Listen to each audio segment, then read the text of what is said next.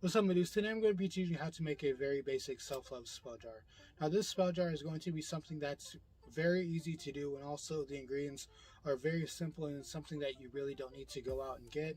These are ingredients that usually everyone has, and if you don't have them, they're very easy to get. You don't need to go out and spend a bunch of money or order them online or anything.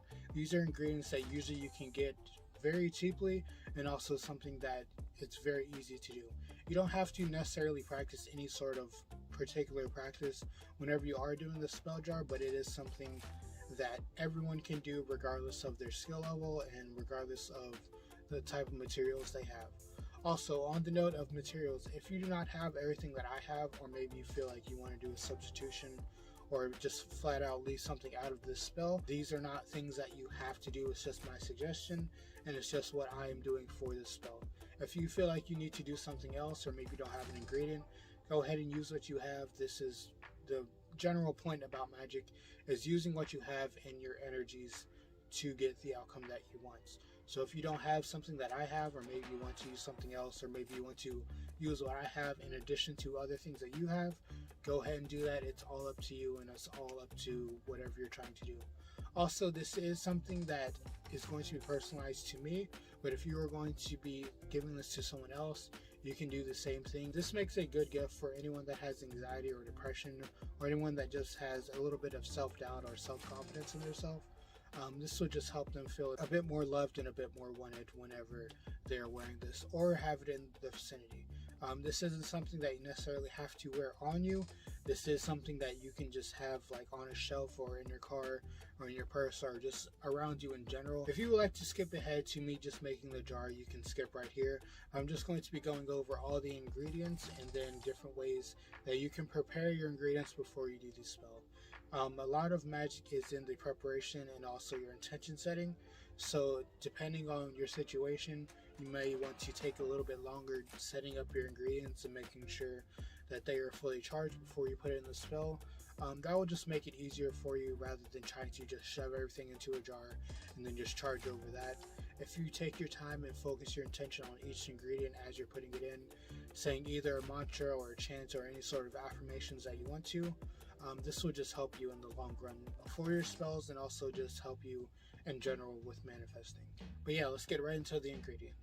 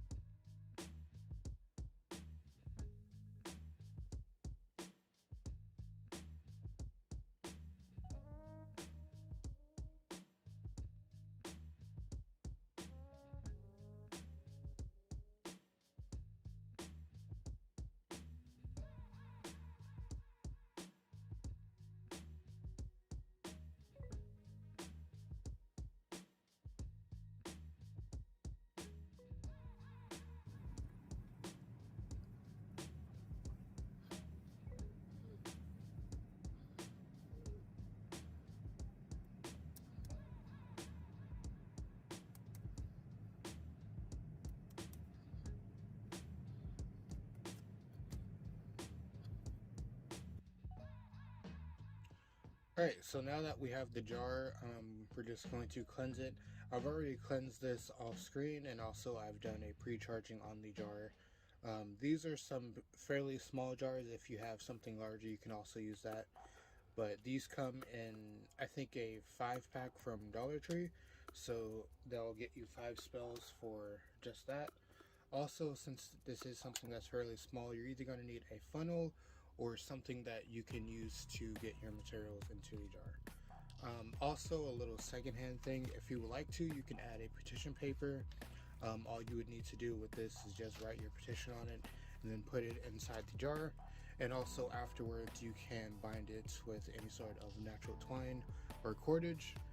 That's just something optional, that's not necessarily needed for this spell, but that's just something you can do.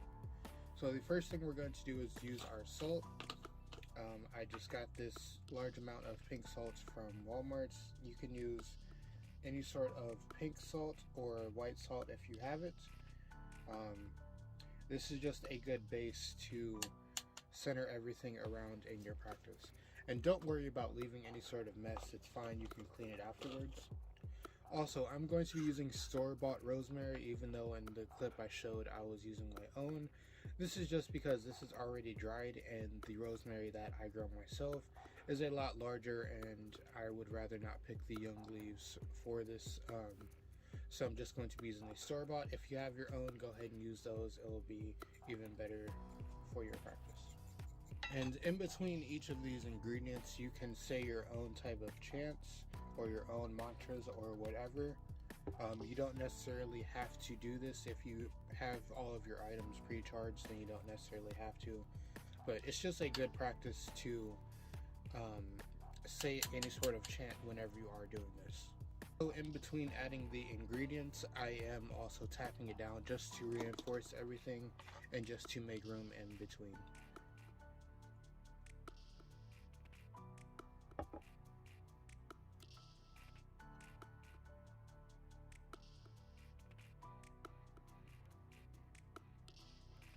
For the final ingredients,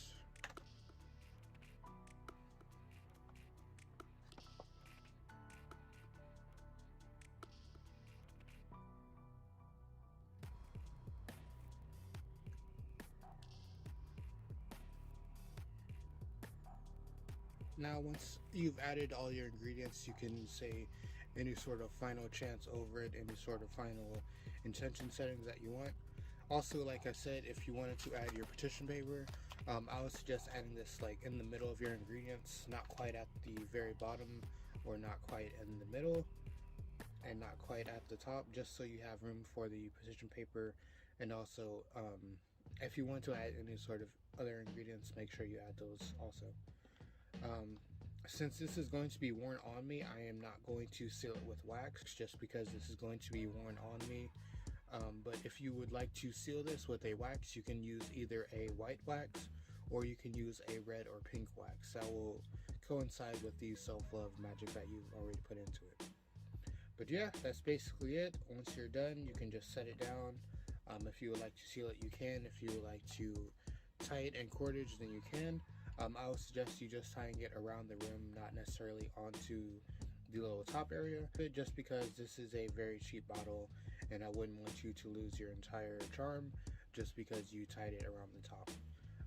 If you are going to secure this to wear something that is going to be used a lot, I would suggest you tie it around the brim of it, and also you make sure that it is not going to be clinging into anything.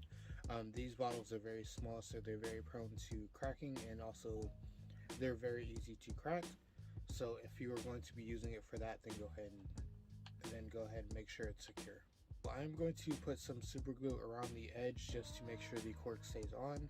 I'm not really worried about if this little part comes off, but I want to make sure the cork stays onto it and make sure that none of the ingredients come out. If you are someone that is maybe going to reuse your bottles a lot, I would suggest you just sealing it with wax. That will make sure that if you do need to take it off, then you can take it off without just completely ruining the cork, if you want to do that.